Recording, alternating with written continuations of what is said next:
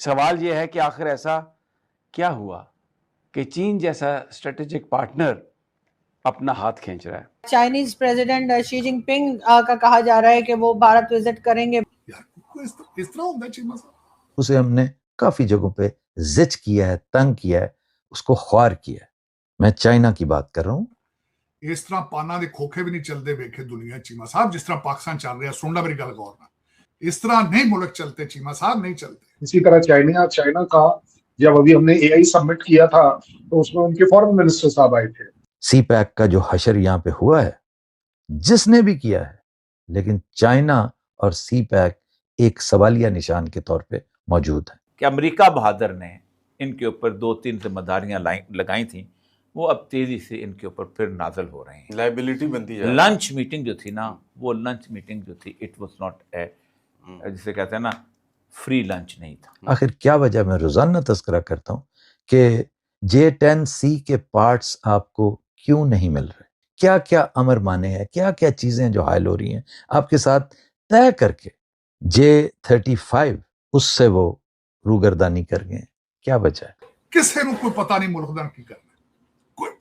मैं तुम दस्या चीमा साहब, खालस दूध का गिलास नहीं लगता पूरे मुल्क च। दवाइयां 2 नंबर चीमा साहब। ये दोनों कंट्रीज मेच्योर हैं कि वो अपने डिफरेंसेस को डिफरेंसेस तक रखते हैं, ट्रेड को ट्रेड की तरह रखते हैं, और सबसे बड़ी बात, हर चीज के अंदर न्यूक्लियर नहीं लाते हैं, जो कुछ लोगों की फितरत में है।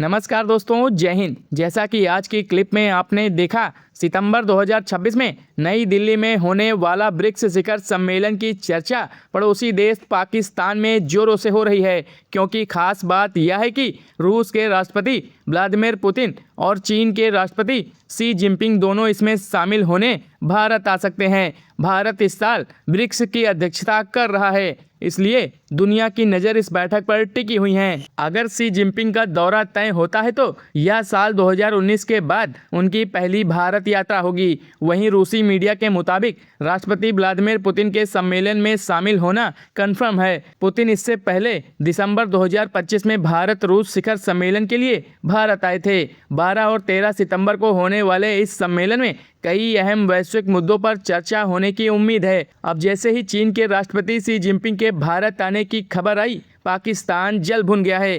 तो चलिए दोस्तों, चलते हैं आगे की वीडियो की तरफ। लेकिन सर, आज बात पाकिस्तान की नहीं होगी, आज बात होगी जरा चाइना की। चाइनीज प्रेसिडेंट शी जिनपिंग का कहा जा रहा है कि वो भारत विजिट करेंगे ब्रिक्स समिट के लिए, और गलवान क्लैशेस के बाद ये पहला विजिट होगा।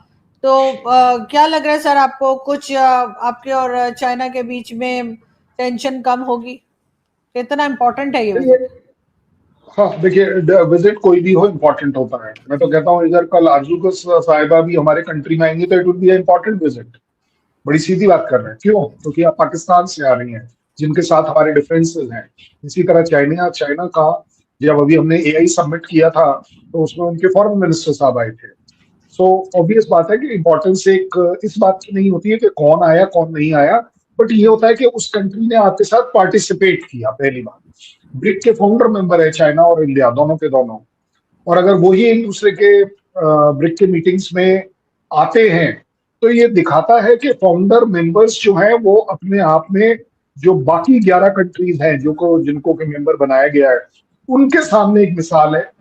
मैं तो कह रहा हूँ G7 के सामने मिसाल है कि देखिए, अगर टेक्निकली बात करें तो G7 ब्रिक्स से कम इम्पोर्टेंट है।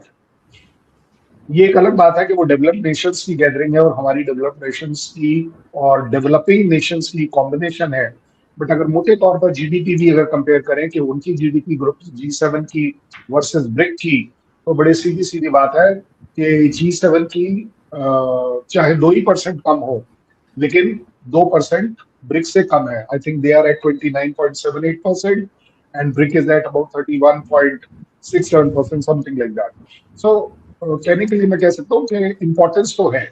अब आती बात जो आपने कहा है कि 2019 के बाद, let me tell you one thing, आपको मैं इवेलुएट करने के लिए देता हूँ कि आप ही इवेलुएट करिए। उसे हमने काफी जगहों पे जिच किया है, तंग किया है, उसको ख्वार किया है। मैं चाइना की बात कर रहा हूँ, आई एम श्योर आपको समझ आ रही होगी। सी पैक का जो हशर यहाँ पे हुआ है, जिसने भी किया है, लेकिन चाइना और सी पैक एक सवालिया निशान के तौर पे मौजूद है।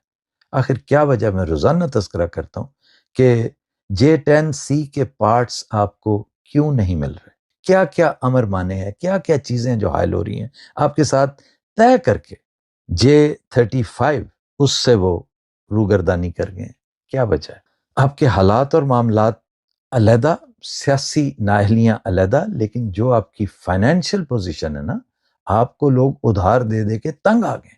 यार इस तरह होता है चीमा साहब, हर बंदे दिहाड़ी ला रहे हैं यार, हर बंदे दिहाड़ी ला रहे हैं, और ਤੁਸੀਂ ਪੋਲਾ ਜਾ ਕੇ ਕਹਤਾ ਸਿਸਟਮ ਕੋਲੈਪਸ ਕਰ, ਸਿਸਟਮ ਤੁਸੀਂ ਕਿਸ ਸਿਸਟਮ ਦਾ ਹਿੱਸਾ ਹੋ, ਸਿਸਟਮ ਚਲਾ ਹੀ ਤੁਸੀਂ ਰਹੇ ਹੋ ਯਾਰ, ਤੁਸੀਂ ਤਾਂ ਸਿਸਟਮ ਹੋ ਸਾਰੇ। ਖਾਜਾ ਆਸਫ ਦਾ ਜਵਾਬ ਦਿਓ ਉਹਨੂੰ, ਉਹ ਕਹਿੰਦਾ you are stronger than the prime minister, you are the system. फिर अपनी शिकस्त मान लो आपको यार, मैं मेरे को साढ़े को नहीं चाह रहे, लो भाईजान चलो चलिए।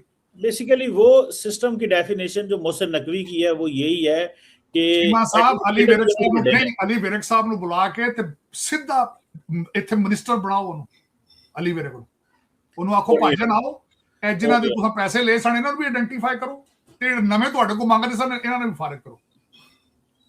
वो क्यों आएगा सर, वो तो बैठे हुए हैं, वो तो जिसे कहते हैं ना पोर्चुगल के काशकाश के जो समंदर पे बैठे हुए हैं, वो सुना किसी ब्रिटिश एजेंट ने कहा तेन गोली मरवा देंगे, उन्होंने कहा मरवा लो, मैं तो जर्मनी है, वो जर्मनी टुर गया बंदा। 26 अरब रुपया होवे चीमा साहब, जिथे मर्जी टुर जाए बंदा, की फर्क पैंदा? चोरां नूं मोहर पाया गया, गरीबां दे खून दी कमाई है। देखो नेचर, मैं हमेशा कहता हूं चीमा साहब, आपने मेरी बात गौर से नहीं सुनी कभी, मैं कहता हूं पुर्तगाल च भी कब्रिस्तान जे, टोरंटो च भी कब्रिस्तान जे, और ना जुल्म करो गरीबां ते, जिन्हां तुसीं लित्तर मार मार के ਤੁਸੀਂ ਉਹਨਾਂ ਨੂੰ, ਮੇਰਾ ਮਕਸਦ ਉਹਨਾਂ ਕੋ ਖੂਨ ਪਸੀਨੇ ਉਹਨਾਂ ਕਢਾਦੇ ਹੋ ਤੁਸੀਂ, ਜ਼ੁਲਮ ਐਸ ਇਬਰਤ ਜੇ ਸਿੱਖੋ। ਅਲੀ ਵਿਰਕ, खुदा दी जात ने अली विरक ने इबरत बना के भेजा पाकिस्तान चीमा साहब।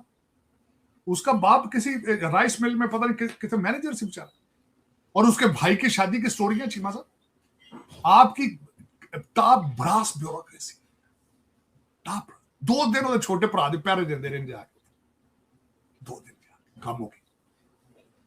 चीमा साहब जिस जर्नलिस्ट ने कोई आगे बोलना वो शामी चुक लेंगे।